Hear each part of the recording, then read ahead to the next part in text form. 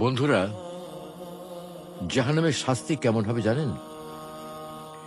জাহান্নাম এমন একটা ভয়াবহ স্থান যেখানে অতি তুচ্ছ শাস্তিও দুনিয়ার সবচেয়ে কঠিন কষ্টের চেয়েও ভয়ঙ্কর হবে। কোরআন ও হাদিসে জাহান্নামের শাস্তি সম্পর্কে বিস্তারিত বিবরণ এসেছে। প্রচন্ড উত্তপ্ত আগুন। আল্লাহ বলেন, জাহান্নামের আগুন খুবই ভয়ঙ্কর, তা মানুষের চামড়া ঝলসে দেবে। রাসূল সাল্লাল্লাহু আলাইহি ওয়াসাল্লাম বলেছেন, তোমাদের আগুন, দুনিয়ার আগুন জাহান্নামের আগুনের 70 ভাগের 1 ভাগ মাত্র। জাহান্নামীদের তৃষ্ণার্ত করে রাখা হবে, কিন্তু তাদের পান করার জন্য দেয়া হবে খুবই গরম পানি, যা তাদের অন্ত্র নাড়িভুড়ি টুকরো টুকরো করে ফেলবে। তাদের পান করানো হবে গলে যাওয়া ধাতব পদার্থ ও পুঁজ, যা গিলে ফেলার মতো হবে না, বরং তারা চরম কষ্টের মধ্যে থাকবে। জাহান্নামীদের ক্ষুধার্ত রাখা হবে, কিন্তু তাদের খাবার দেয়া হবে জাক্কুম গাছের ফল, যা এতই বিষাক্ত হবে যা পেটে পৌঁছানোর সঙ্গে সঙ্গে শরীরের সমস্ত অঙ্গ প্রত্যঙ্গ ছিন্ন ভিন্ন হয়ে যাবে।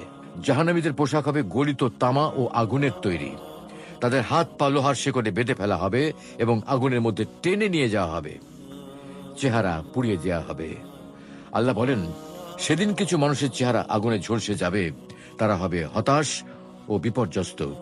রাসূল সাল্লাল্লাহু আলাইহি ওয়াসাল্লাম বলেছেন, জাহান্নামের আগুন এত তীব্র হবে যে একবার চেহারা স্পর্শ করলে মাংস গলে যাবে এবং দাঁত বেরিয়ে যাবে।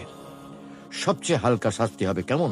তা হলো, আবু তালিব, নবী সাল্লাল্লাহু আলাইহি ওয়াসাল্লামের চাচা, যিনি ঈমান আনেননি, এর জন্য সবচেয়ে হালকা শাস্তি নির্ধারিত হবে। তার পায়ের নিচে অগ্নির টুকরা রাখা হবে, যা এত উত্তপ্ত হবে যা থেকে তার মস্তিষ্ক পর্যন্ত ফুটতে থাকবে। জাহান্নামীরা কখনো মরবে না, বাঁচবেও না। জাহান্নামের শাস্তি হবে চিরস্থায়ী। তারা বারবার অনুরোধ করবে যেন তাদের মেরে ফেলা হয়, কিন্তু তাদের মৃত্যু আসবে না, বরং অনন্তকাল ধরে কষ্ট সহ্য করতে হবে।